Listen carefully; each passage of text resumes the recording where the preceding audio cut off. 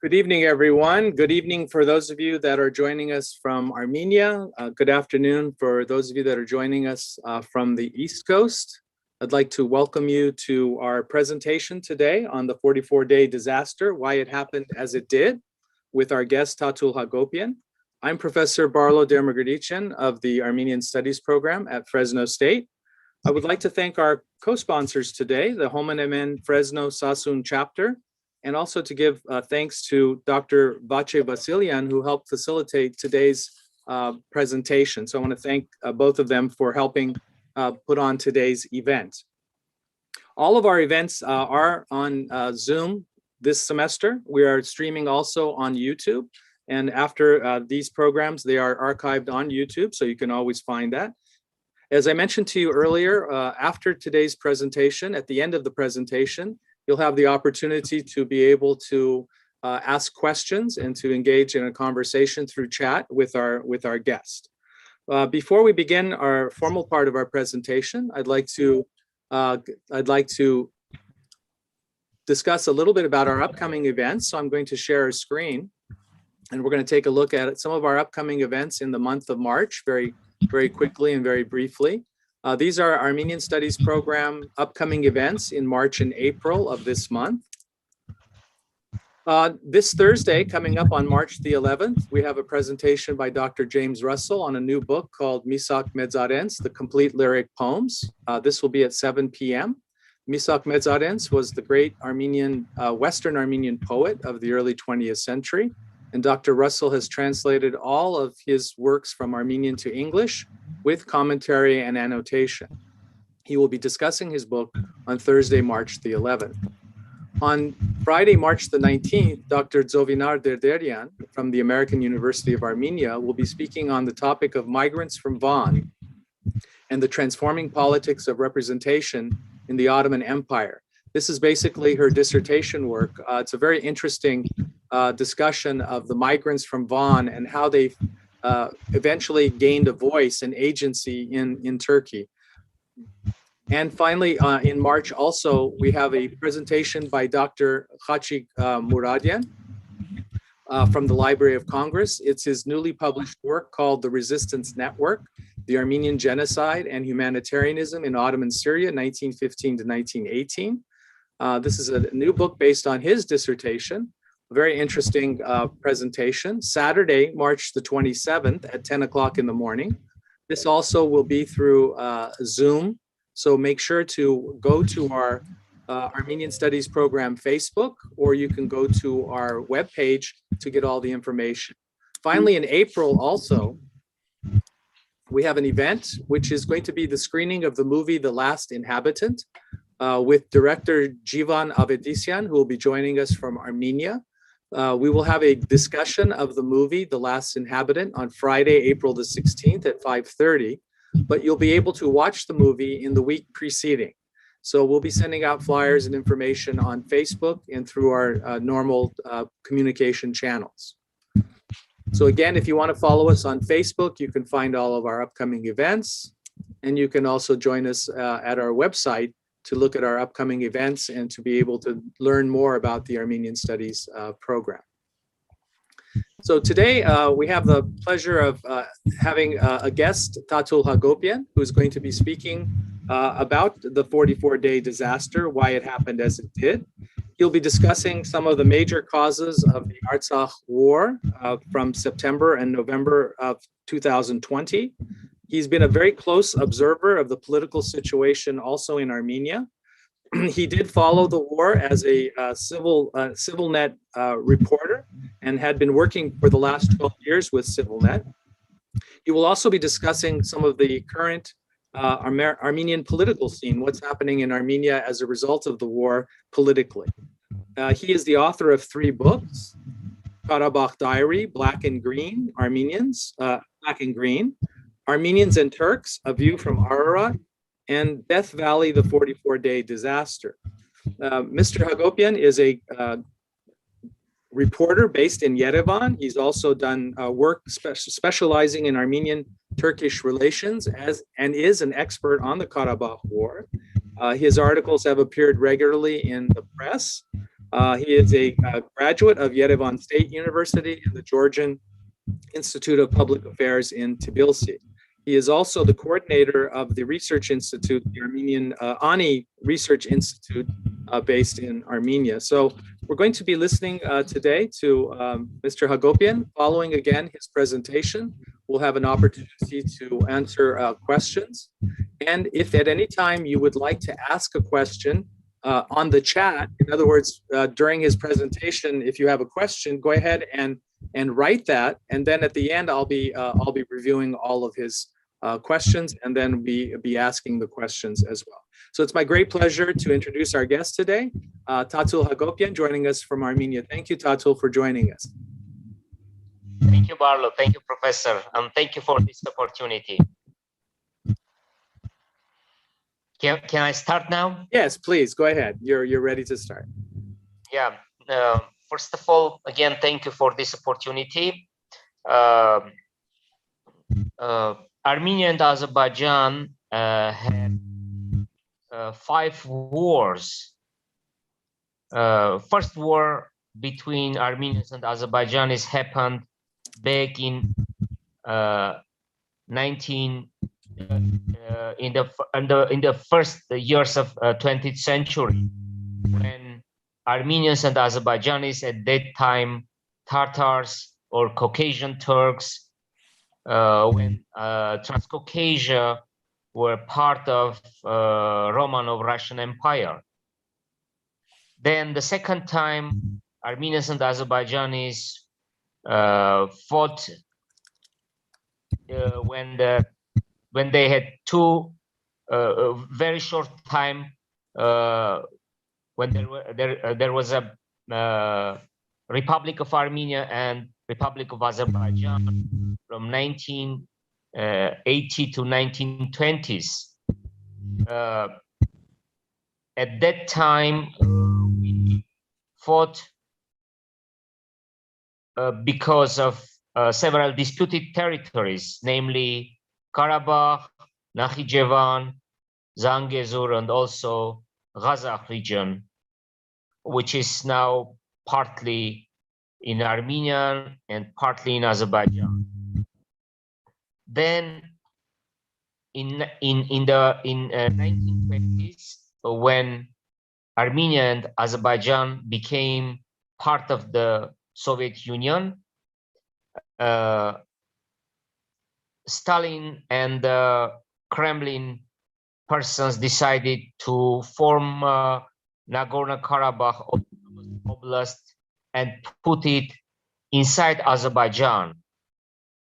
And for 70 years, there is some kind of, coexistence between Armenians and Azeris. It was a forced coexistence, but again, it was a coexistence. In 1988, when Armenians felt that there were last days of the Soviet Union, when the Soviet Union were in agony, we Armenians started demonstrations claiming Nagorno-Karabakh, and we wanted at that time a Nagorno-Karabakh autonomous oblast, 4,000 square kilometers, that territory, to unite with Soviet Armenia.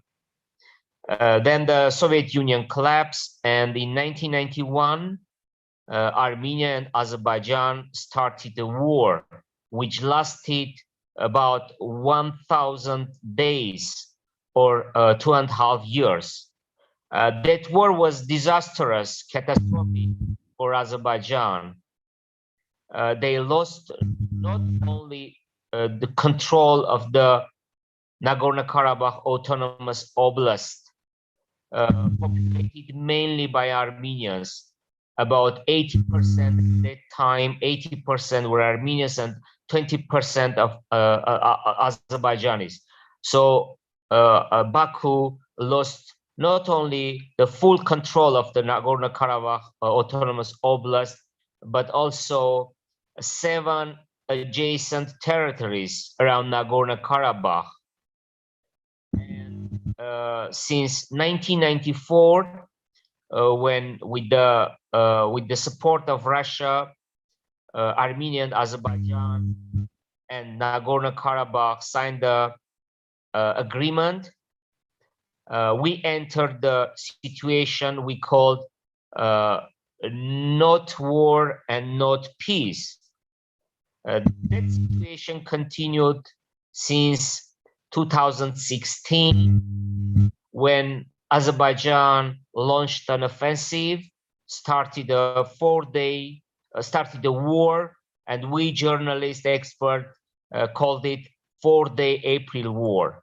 Again, Russia brokered the ceasefire, and from 2016, it was obvious that Azerbaijan is trying to solve the Nagorno-Karabakh issue by force, using force. Actually, Azerbaijan has had 3 options.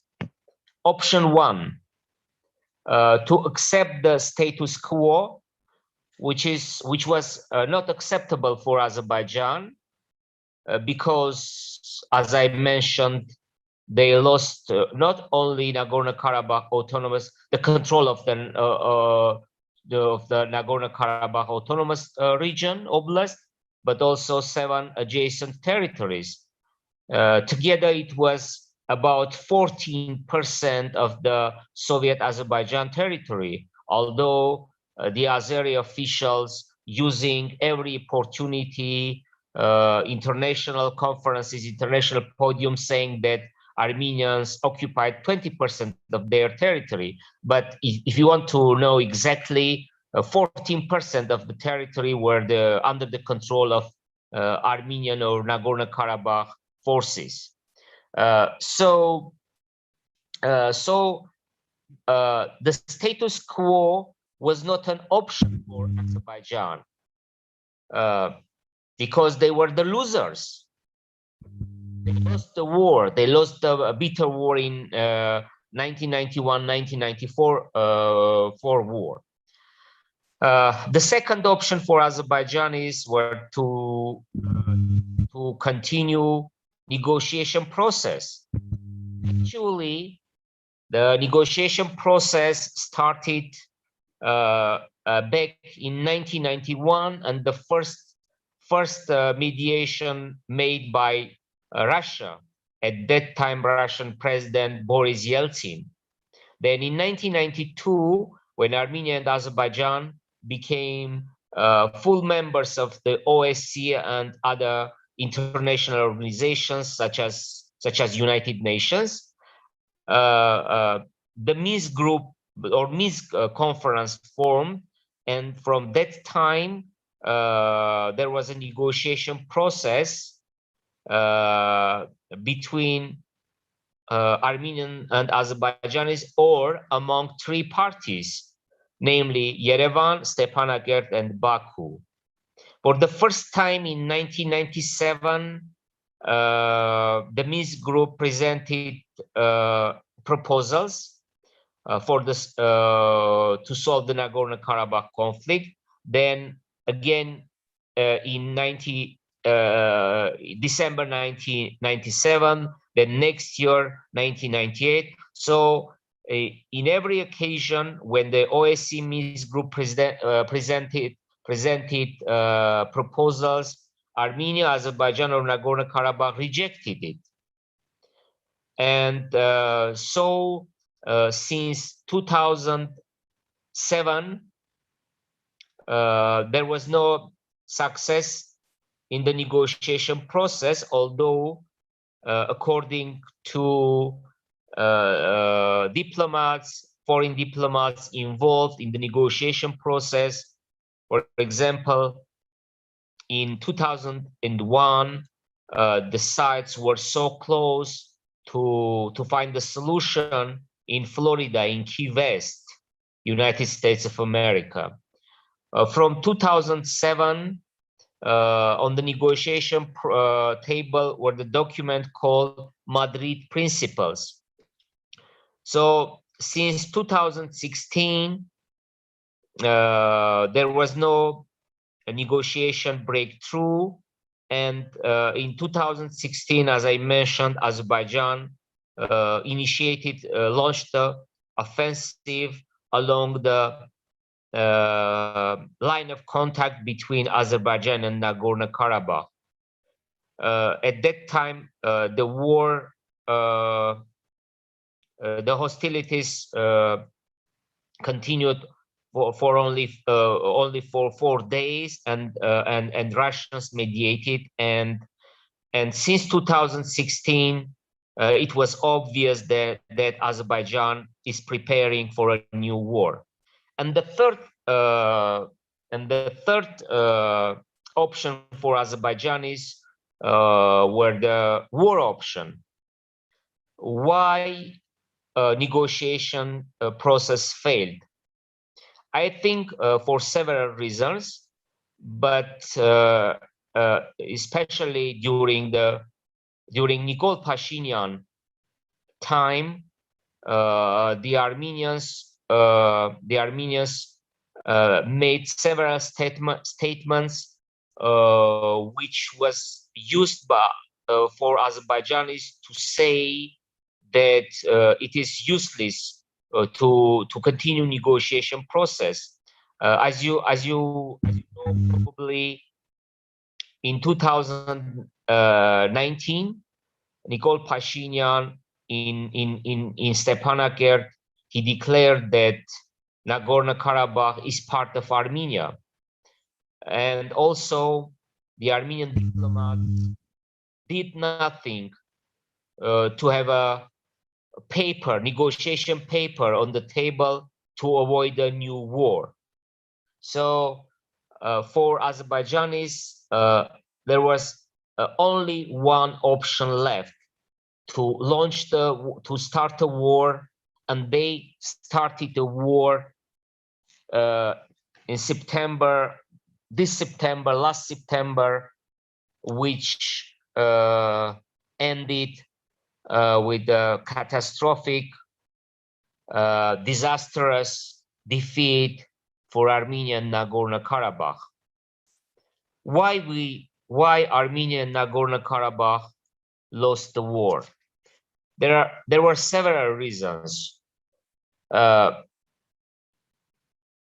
We lost this war because instead of facing reality, we lived with myths and wishful thinking. There were several myths in Armenian, among Armenians. For example, that we Armenian Nagorno-Karabakh have the strongest army in our region, that Azeris army is very weak, that even if Azerbaijan started a war, we can win a war, we can win new territories.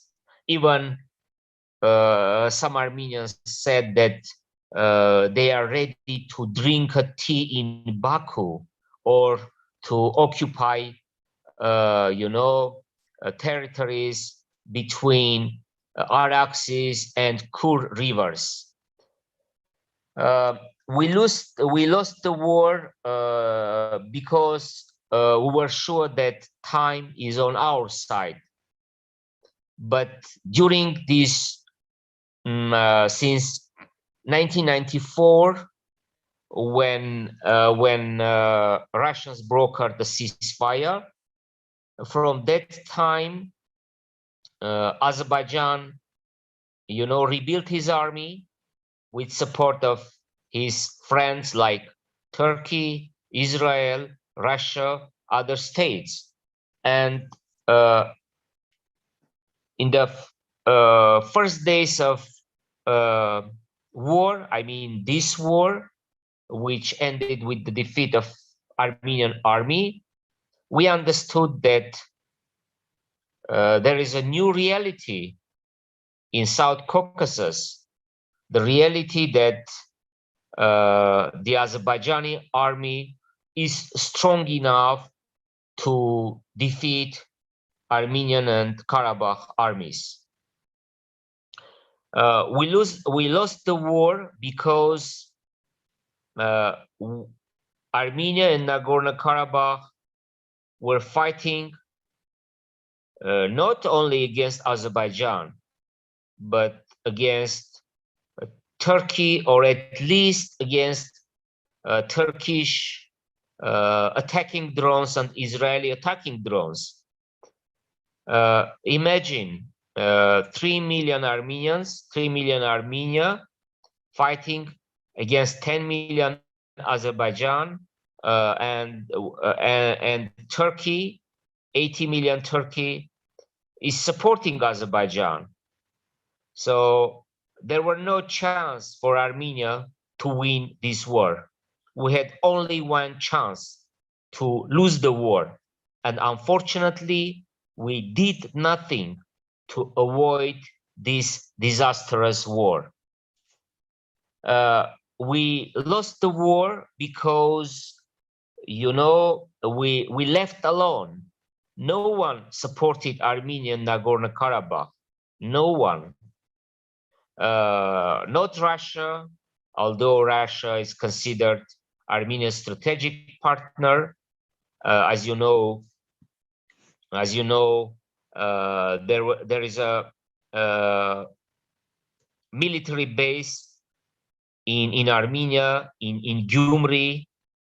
As you may know, the Armenian-Turkish and Armenian-Iranian borders jointly protected by Armenian-Russian forces. So although Russia wasn't is Armenia's strategic partner, Russia's neutrality helped Azerbaijan and Turkey to win this war. So no one supported Armenia, no one. Not Russians, not Europeans, not Americans, not Iranians. And during the 44-day war, we again, probably the second time after 1920, when we lost territories in Kars, in Ani, as we called it, Western Armenia, although Kars and Ani were not part of Western Armenia. It was part of Eastern Armenia or Russian Armenia. So there were, as I mentioned, there were several reasons why we lost the war. Also, we should take into the consideration the fact that this government, Nikol Pashinyan government, was unable to organize and to behave as a government during the wartime. There is an accusation against Nikol Pashinyan, but I'm sure, as a person who, well, I'm ordinary journalist, but I'm sure I'm following the Nagorno-Karabakh event since a very long time, since 1988, and as an expert, I'm sure that we had no chance to win this war, even if not in power Nikol Pashinyan. Just we had no chance to win this disastrous this war, because, as I mentioned, Azerbaijan and Turkey together were much more stronger than Armenia and Nagorno-Karabakh. Now the situation in Armenia is quite complicated after this catastrophic defeat. There is a demonstration, a street demonstration in Armenia claiming that Nikol Pashinyan and his team should resign. What will happen in coming days, coming weeks, coming months? It is very difficult to predict what will happen in Armenia, but it is obvious that Nikol Pashinyan, who were elected in a democratic way, gaining more than 70% of the vote, he and his ruling party every day is losing and losing popularity. I think this is a right place to stop and to have and to open Q&A. As I said, I can talk very, very long. I'm an author of the Karabakh Diary, a 500-page book, but I'm not going to tell every aspect of the Nagorno-Karabakh conflict or every aspect of the current situation, and I would like to open Q&A session. And thank you again for this opportunity. Thank you, Mr. Hakobyan. So if you have questions, please go ahead and write them in the chat area. I already have some questions. We're going to have a discussion. Really, it's really two types of areas, or two areas. One was the war of September to November of 2020 and the causes, and we can ask questions about that. And the other is about the current political situation. And I'm going to just start off by asking you a question, because you mentioned that, in a sense, Armenia and Karabakh, Artsakh knew that they could not win a war.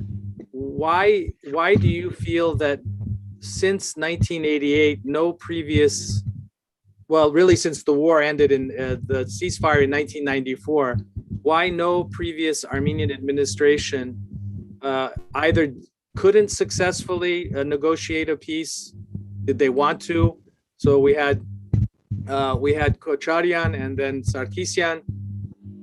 Why couldn't they successfully do that, negotiate a peace, a permanent peace? You know, although Azerbaijan was the loser in 1991-1994 war, Azerbaijan, during the negotiation process, they wanted everything or nothing. Everything or nothing. You know, they were the losers, but they behaved as a victorious part of the conflict. That is why there was no success. I would like to remind that at least one Armenian administration, Levon Ter-Petrosyan administration, tried his best to find a solution. But what happened in 1997-1998? Now I can describe the events as a military coup d'etat. Although in Armenia's historiography, just the resignation of Levon Ter-Petrosyan, but that was a coup d'etat, military coup d'etat, and Vazgen Sargsyan, Serge Sargsyan, Robert Kocharyan, Samvel Babayan, they together ousted the first president of Armenia. So at least Levon Ter-Petrosyan tried his best. Moreover, he tried to persuade the Armenians in Armenia, in Artsakh, and in diaspora that now, after the war, although we were the winners, we should find a common language with Azeris. But no one wanted to listen him. They said that, at that time there were supporters of Levon Ter-Petrosyan, but his plan for Nagorno-Karabakh solution mainly rejected by Armenians in Armenia, in Artsakh, and especially in diaspora. Why? Now it's very popular to say that if we listen to Mr. Petrosyan, probably he was wise man, he was a smart man, and we should find the solution at that time and to avoid this disastrous war. I mean, 44-day war. But it's fait accompli. So after the Levon Ter-Petrosyan, we had new president Robert Kocharyan. I do believe, following and covering as a journalist the negotiation process, as a native Nagorno-Karabakh, he's not a, he thought that the time is on Armenia's side. And it is not necessary for Armenia to, to make, painful successions to Azerbaijan. But again, if we follow the statements of Mr. Kocharyan, we understand that he was ready to give back at least 6 territories to Azerbaijan. The territories we called liberated or occupied territories. Now, it doesn't matter because all that territories are now part of Azerbaijan. They during the 44-day war, they seized the old territories which were under the Armenian control since 1993-1994. But for Robert Kocharyan, the status of Nagorno-Karabakh was the core issue. At several occasions, the second president declared that Nagorno-Karabakh will never be part of independent Azerbaijan. This course continued by the third president, Serge Sargsyan, again native of Nagorno-Karabakh. For Armenians, the status of Nagorno-Karabakh were the core issue. I can't say that the Armenian successive governments did nothing to find a solution.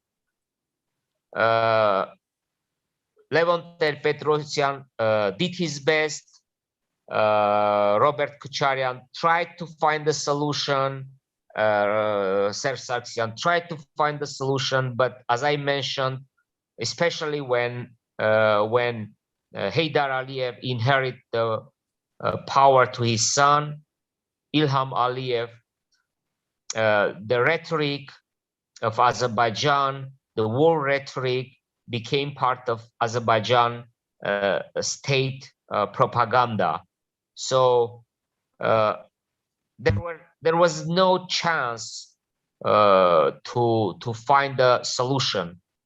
There was only a chance to find if we postpone the status of Nagorno-Karabakh for the future, as tried to do Levon Ter-Petrosyan.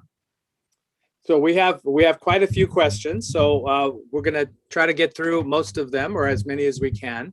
So first question is here dealing with the future, which you said is difficult to predict. But Do you believe that this will be the last war between Artsakh and Azerbaijan?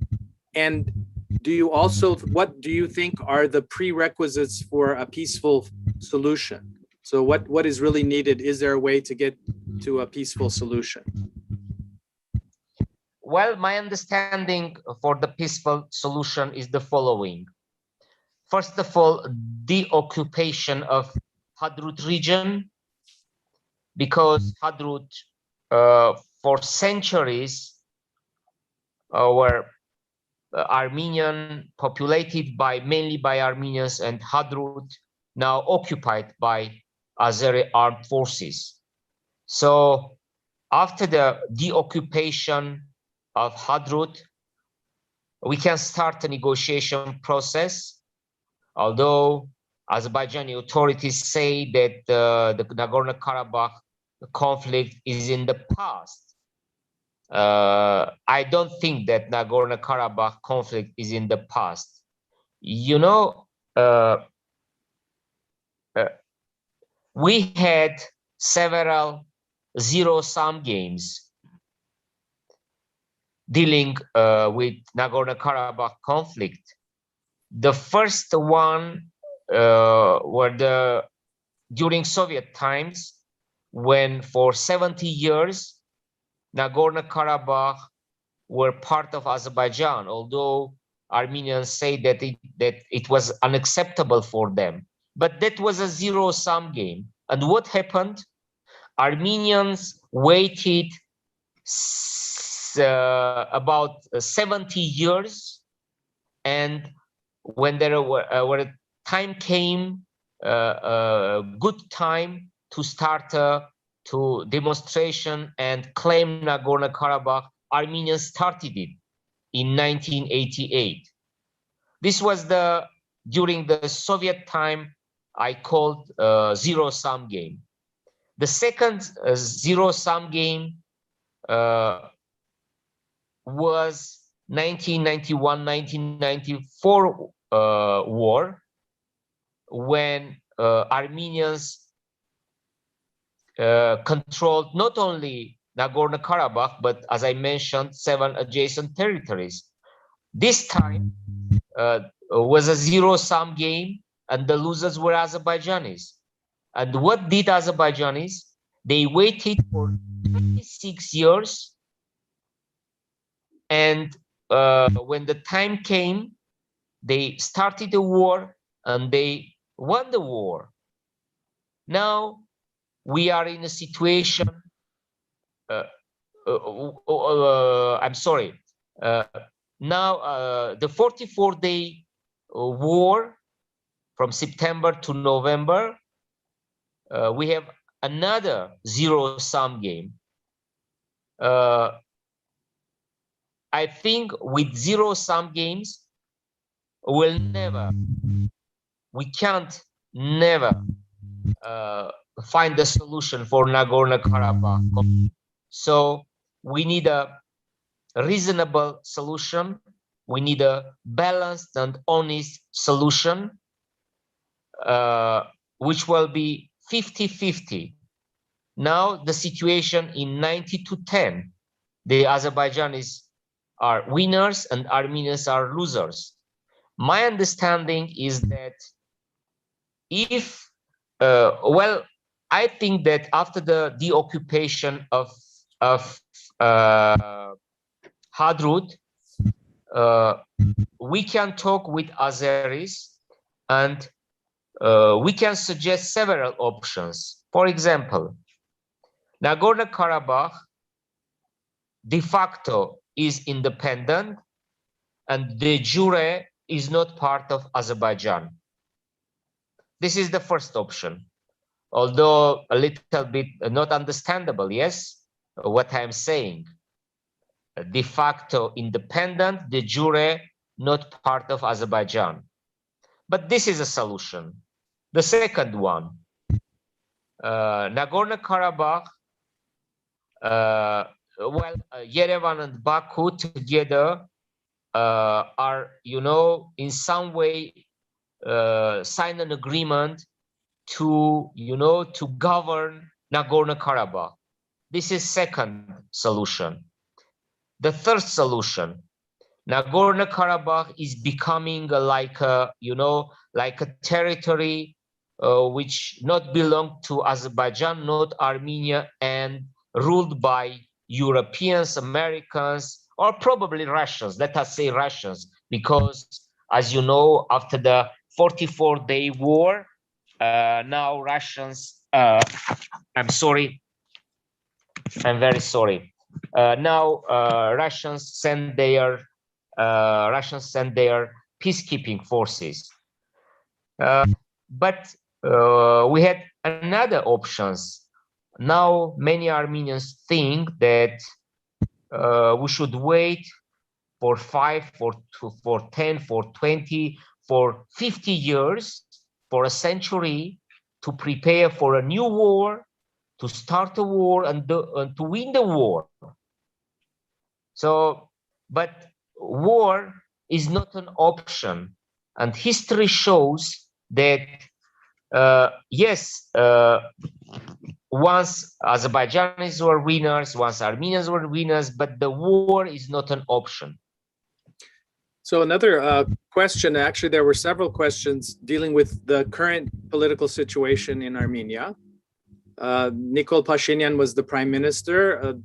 Armenia lost the war during his reign, during his administration, but he has still maintained a certain level of popularity, and the opposition has not been able to have him resign.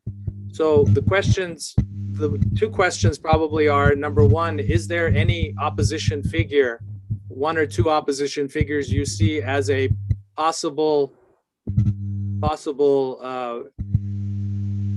to replace him, really legitimately replace him, meaning that they're credible? And how is Pashinyan able to keep power even though he is responsible, meaning he's in power?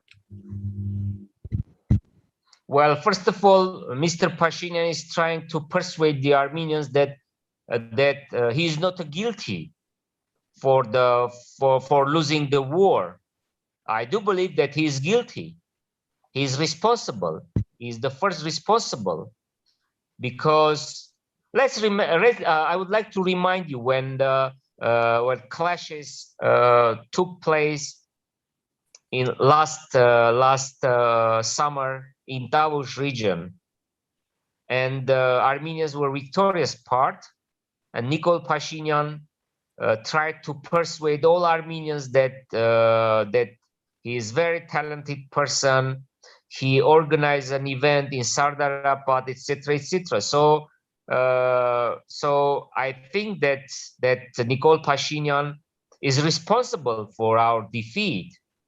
And my understanding as an ordinary Armenian, Nikol Pashinyan must resign. I remember the third or fourth day of war. I'm covering the war from Nagorno-Karabakh. I emailed my friends saying that Nikol should resign. That was the third or fourth day when, for me, it was an obvious that we are losing this war, and we are losing this war in a very bad manner.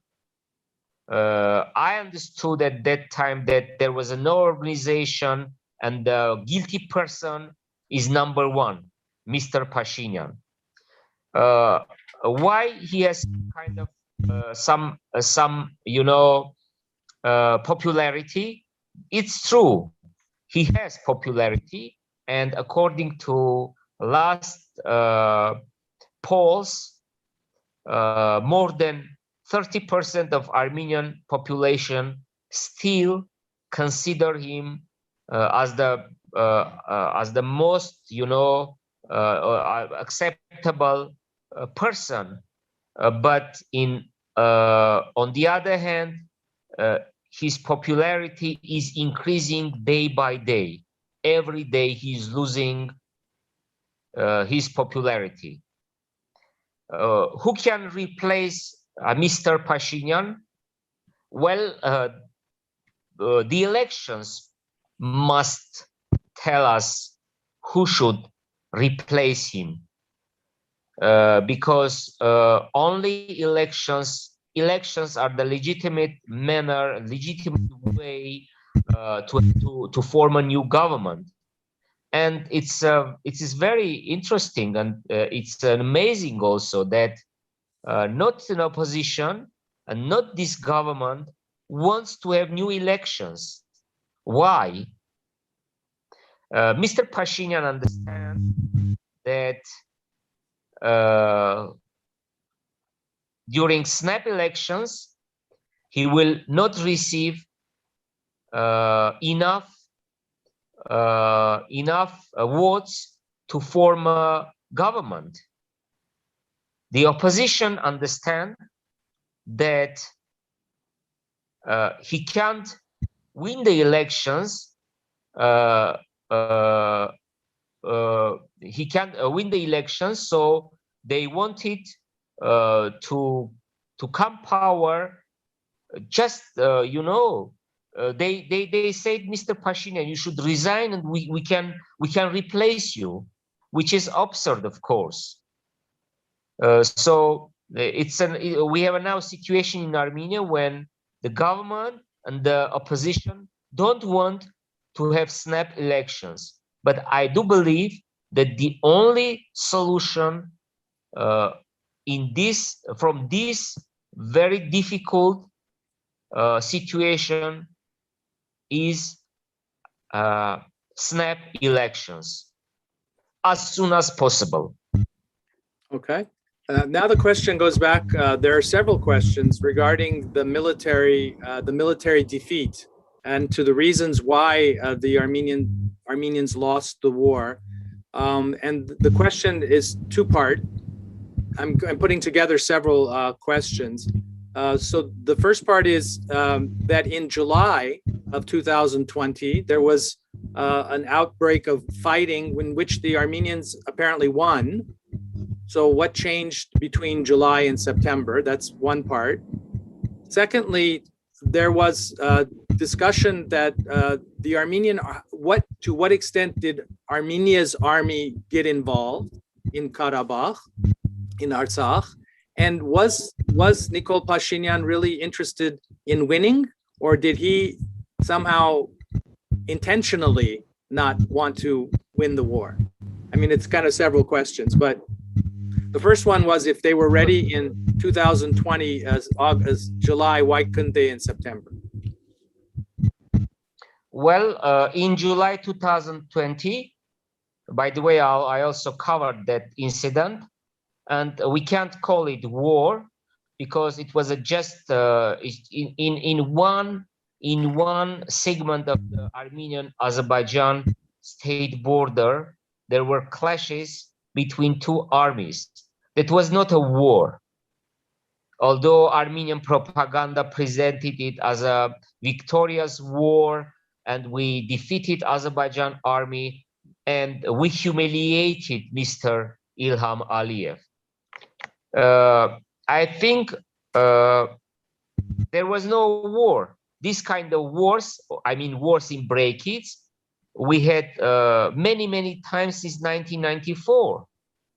There were several times when there was an escalation along the Karabakh-Azerbaijan contact and Armenian-Azerbaijani state border. So nothing to do with war. It was not a war. July incident it was an incident, just an incident.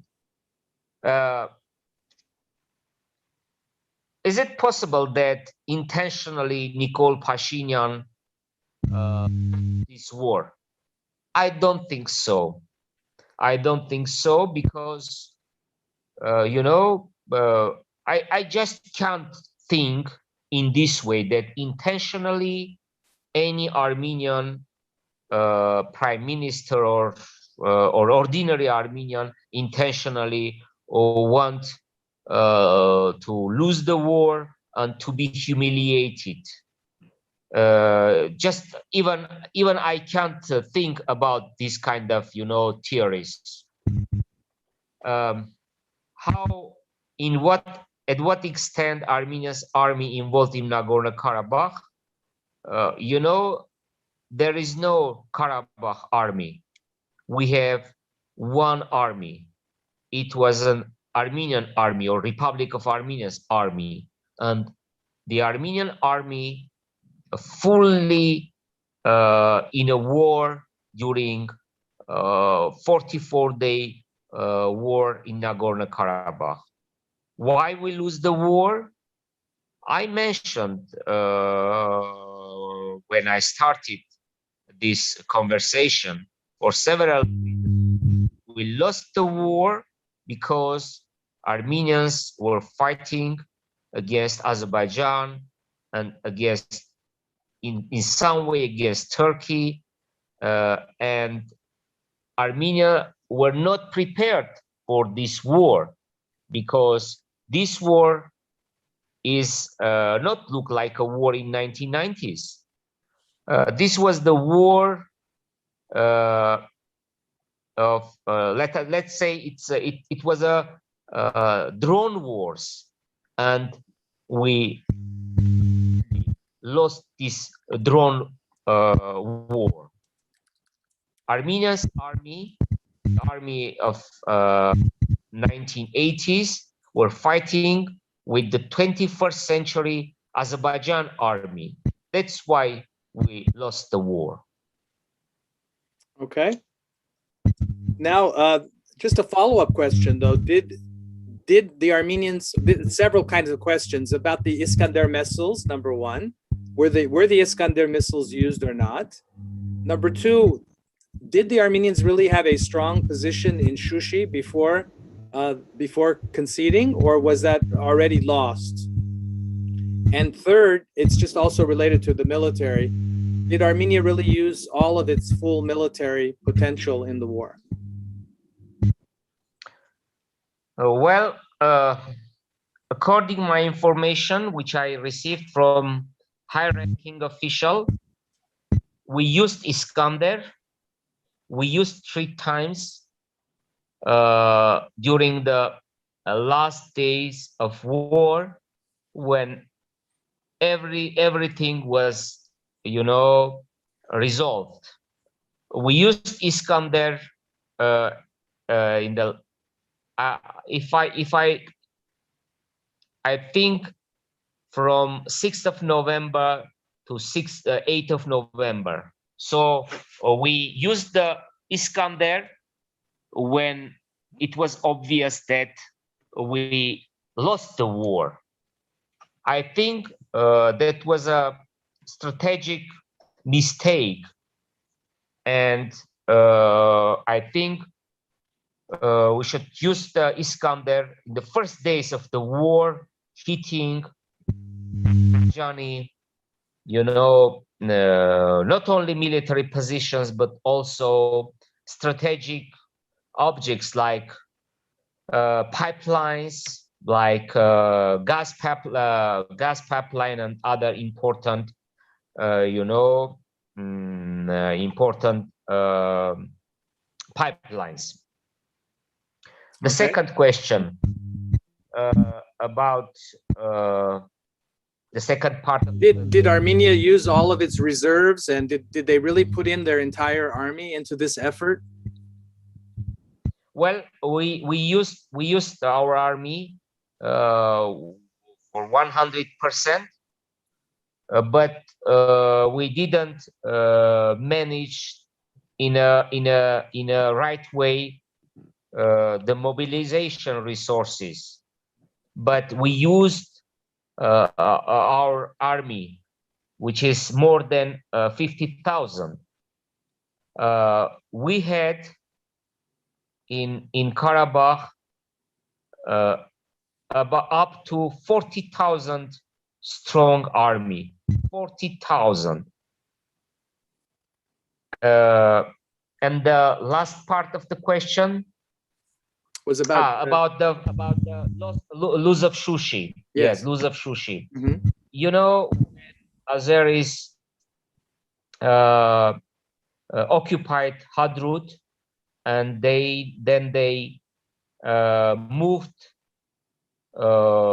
in 2 directions, one from Hadrut to Shushi, the second direction along the Hakkari River to Lachin corridor. It was obvious that the plan is to occupy Shushi, but we lose the Shushi not militarily. We lost Shushi because we unfortunately have stupid government, and there was a chance to keep Shushi inside Nagorno-Karabakh,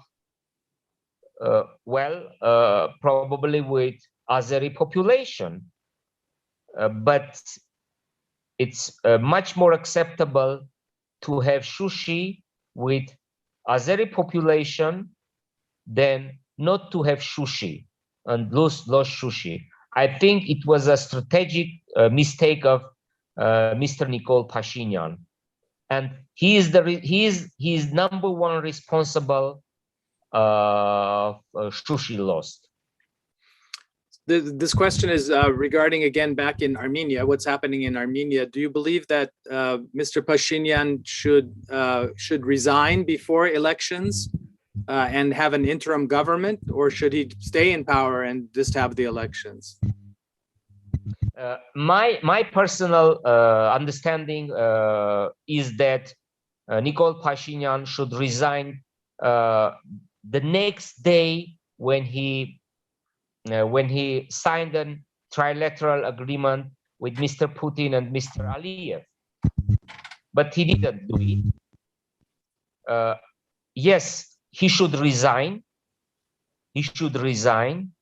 Need a new interim government and to have new elections and to form a new, after elections, to form a new government. But Pashinyan understands that during the time when he resigns and before the elections, it was very dangerous, and probably he thinks that he can lose the power. That's why he don't want to resign. Okay.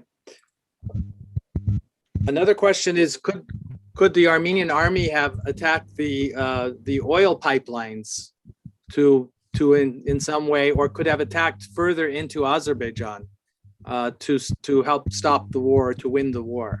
Would that have been possible for the army to have attacked the gas pipelines or oil pipelines? I think yes. We should use the Iskander and other missiles to hit the pipeline, in order also to have international, players response, players understanding that this war I understand that we'll have quite problematic situation when we hit the pipeline, but again I do believe that in the first second, third day we should use the Iskander and other missiles to hit the pipeline. Otherwise, why we bought Iskander? Why? So we haven't talked. Yeah, no, go ahead. To lose Shushi, then to hit Shushi, to kill several dozens or several hundred Azeris. We paid several hundred millions to buy Iskander to kill dozens and several hundred Azerbaijanis. It is nonsense. We should use the Iskander in the first day of the war to hit the pipelines, yes, and other strategic objects deeper in Azerbaijan. So we haven't talked directly about the Russian interest in this whole situation, Russia's role in this whole situation. So there are a couple of questions dealing with that. So two parts probably: Russia's overall role. Number one, do you agree that it serves Russia's interest to keep a weakened Pashinyan in power so that they can further their political goals? That's one question. And then did the war really give Russia the opportunity to become more involved with its peacekeepers? That is, by bringing the peacekeepers now, do they have more influence on Azerbaijan? So two parts, kind of Russia's overall influence. I see. Yes, in this moment, we can say that Russians are still not supporting, but Russia's role, I can describe as an honest one. They didn't interfere. They don't want to support Pashinyan, and they don't want to support opposition. How will this situation will continue? We don't know yet. But it is fact that Pashinyan is very weak one, and Russians can do anything they want. Since 1991, Armenia was dependent from Russia, militarily, politically, economically, even culturally, even mentally. Yes, but now we have a situation when is losing his sovereignty, and part of our sovereignty now belongs to Russia. I'm not saying that this is at this moment it is disastrous. Moreover, many Armenians think that Russians are savers, and Russia saved Armenia from full defeat.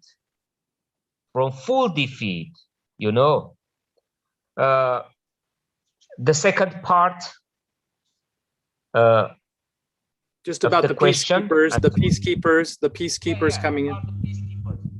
Since, look, since 2015, and especially after the April War, Russians clearly, demonstratively, told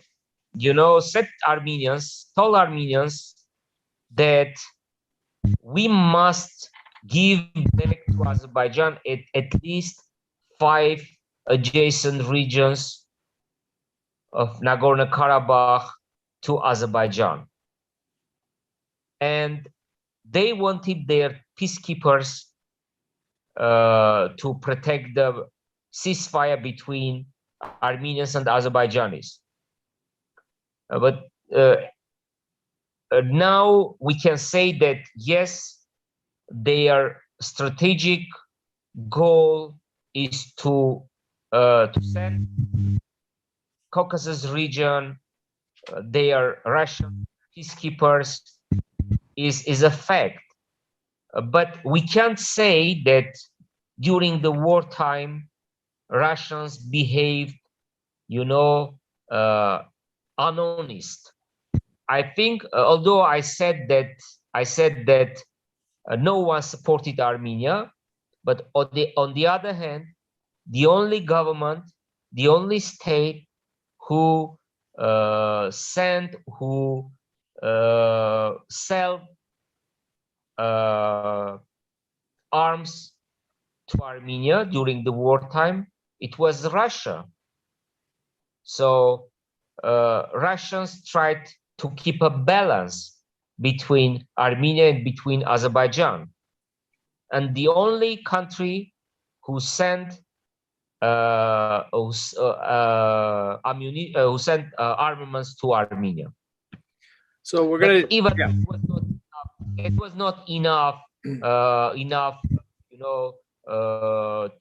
not to lose this war. Okay, and we're going to just kind of conclude with two more brief questions, and then we'll stop. And then maybe if you want to give people details, maybe how they can contact you or something, we can do that as well.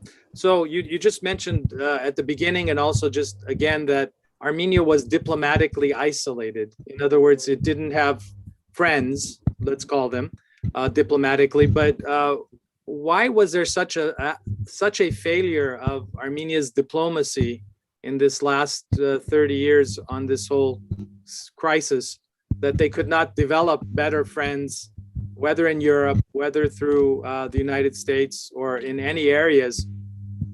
Why are they not able to make better ties? Why is our diplomacy so bad? I don't think that our diplomacy was bad and is bad.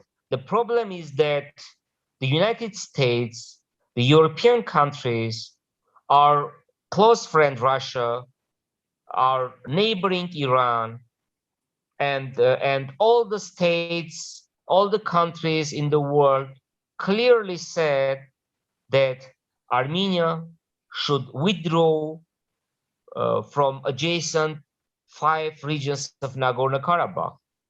But we didn't listen to them, and that's why we hadn't friend in this world, you know. Americans, Russians, Europeans, Iranians, they told us that you should leave these territories, but we behaved as nothing happened, that these territories were historic Armenians, we should keep the territories, this is historically part of Armenia, etc., etc. So we should understand that in this question, in this issue, we hadn't friends.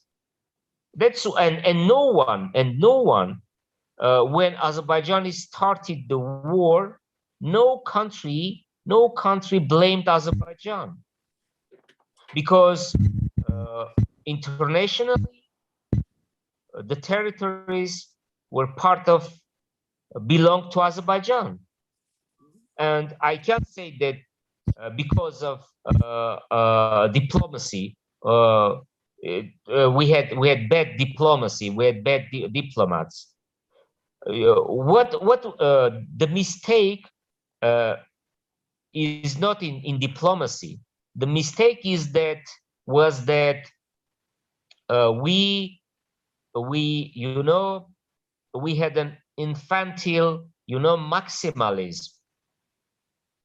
maximalism, and we thought that we can keep all the territories and to keep that territories eventually. That's why we lost everything. Well, I think we're going to conclude there, because it's been a very good discussion. There's more questions, of course. As you said, we could probably go on longer, but I think I want to thank you very much for this very interesting presentation.